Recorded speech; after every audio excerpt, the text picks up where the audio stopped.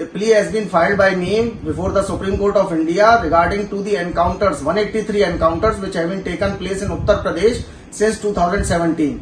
And recently the Special Director General of Police Uttar Pradesh made a statement before the media that since 2017, 183 encounters have been done by the police in the Uttar Pradesh state. So we are demanding that an expert committee may be constituted under the chairmanship of former Supreme Court Justice, which shall inquire into these 183 encounters and also inquire to the Atiq and Ashraf's murder, which was committed in the police custody itself. So we have raised this petition regarding the 2020 Kanpur encounters which took place and in which Vikas Dubey and his ADs were killed. In that, inquiry commission submitted its report, but we were not satisfied. So Supreme Court granted earlier liberty to us that we can file the petition or we can pursue the remedies as per to law if we are still aggrieved. So under that liberty, we have filed this petition and we hope soonly it will be get listed. And our demand is very much clear that such kind of police encounters, whenever they are fake or whenever the murders of people takes place in police custody, that cannot be tolerated under the rule of law,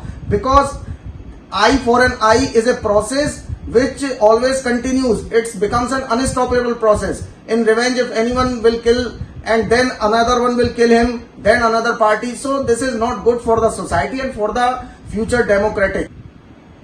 हमारे द्वारा एक PIL supreme court of India में file की गई है, जिसमें कि जो रिसेंटली स्टेटमेंट दिया गया स्पेशल DGP उत्तर प्रदेश द्वारा कि 2017 से अब तक 183 एनकाउंटर्स किए जा चुके हैं, पुलिस द्वारा अपराधियों को मारा जा चुका है। तो हमने एक एक्सपर्ट कमेटी की मांग की है जिसकी chairmanship former supreme court of justice करें और जो 183 एनकाउंटर्स हुए हैं, साथ ही में जो अतीक अहमद और जो अशरफ का मर्डर हुआ है पुलिस कस्टडी में, उसको भी लेकर एक इंडिपेंडेंट प्रोब हो, इंक्वायरी हो।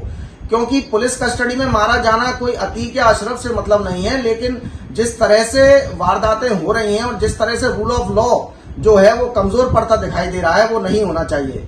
2020 कानपुर एनकाउंटर हुए थे जिसमें कि इंक्वायरी कमीशन बिठाया गया था और रिपोर्ट आने के बाद सुप्रीम कोर्ट द्वारा मुझको लिबर्टी दी गई थी कि अगर हम सेटिस्फाइड नहीं हैं तो we can pursue remedies as per to law. So उसी लिबर्टी के चलते कानपुर एनकाउंटर की भी CBI से जांच कराने की मांग की गई है, क्योंकि प्रॉपर एविडेंस कमीशन के सामने नहीं आई थी और न ही रिकॉर्ड की गई थी।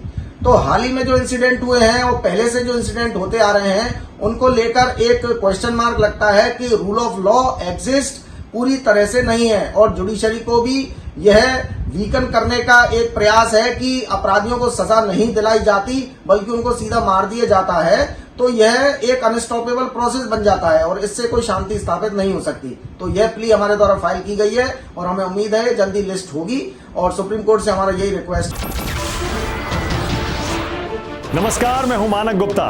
अगर आपको हमारा ये वीडियो पसंद आया हो तो इसे लाइक और शेयर जरूर करें और हाँ, हमें सब्सक्राइब और फॉलो करना ना भूलें ताकि आप देश और दुनिया की कोई खबर मिस ना करें। तो जुड़े रहिए हमारे साथ और देखते रहिए News 24।